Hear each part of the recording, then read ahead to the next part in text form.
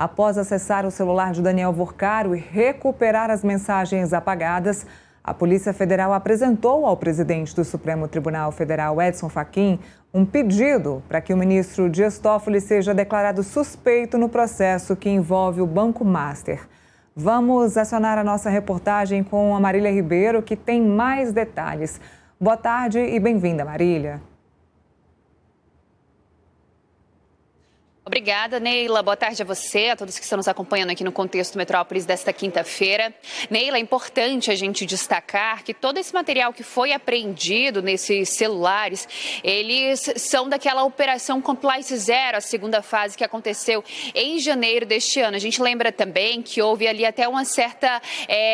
não sabia quem iria fazer a análise desse material. Aqui no Contexto nós trouxemos que houve um impasse em torno de quem iria fazer a análise desses materiais apreendidos. Ficaria com o Supremo Tribunal Federal, se iria para a Polícia Federal ou se a própria Procuradoria-Geral da República iria fazer essa análise. Por fim, o ministro Dias Toffoli, que é relator dessa ação dentro do STF, acabou definindo 4 peritos da Polícia Federal para poderem fazer essa análise junto com a Procuradoria-Geral da República. E na última segunda-feira, a Polícia Federal então encaminhou ao gabinete do presidente do STF, Edson Fachin, o que foi apreendido e onde eles colocaram ali também que houveram menções relacionadas ao ministro Dias Toffoli em mensagens apagadas no celular de Daniel Vorcaro. Encaminhado ao gabinete do ministro Dias Toffoli, eles também pediram a suspeição de Dias Toffoli, encaminhado para o gabinete de Edson Fachin, eles pediram a suspeição de Dias Toffoli em relação a esse caso do Banco Master.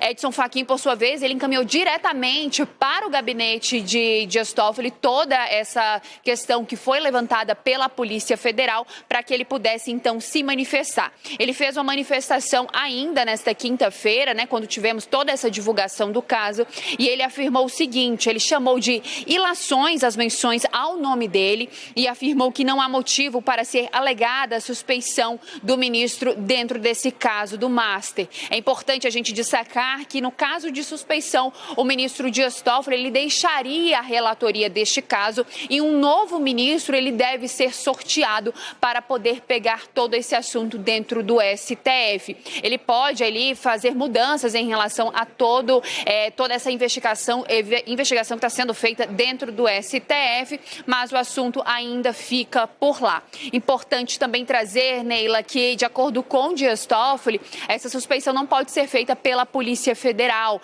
Ele então traz aí à tona que quem pode fazer essa suspeição é o próprio presidente da Corte, Edson Fachin, ou então a Procuradoria-Geral da República sendo provocada, ela pode então entrar com esse pedido de suspeição de Dias Toffoli, nesse caso envolvendo o Banco Master. Neila. Marília, uma bomba que estourou ontem e o que eu quero te perguntar é se o ministro Dias Toffoli já se manifestou. Quais as informações que você tem sobre isso? Sim, Neila, ele se manifestou, como eu disse há pouco, ele falou ontem, através do seu gabinete, e pela manhã, nesta quinta-feira, também houve uma manifestação do ministro Dias Toffoli. Ele acabou admitindo aí ser sócio da empresa que vendeu o resort, mas que a administração ela está sendo feita por seus parentes. Além disso, ele negou qualquer ligação financeira ou pessoal com Daniel Vorcaro, dono do Banco Master. De acordo com o gabinete de Dias Toffoli, todas as declarações da empresa e de seus acionistas sempre foram devidamente aprovadas. A nota também informa que a Maridit integrou o grupo Tayaya Ribeirão Claro, responsável pelo resort Tayaya. A gente lembra aqui, Neila, que a coluna de Andresa Matais trouxe toda essa apuração aqui no Metrópolis sobre o resort Tayaya envolvendo o ministro Dias Toffoli.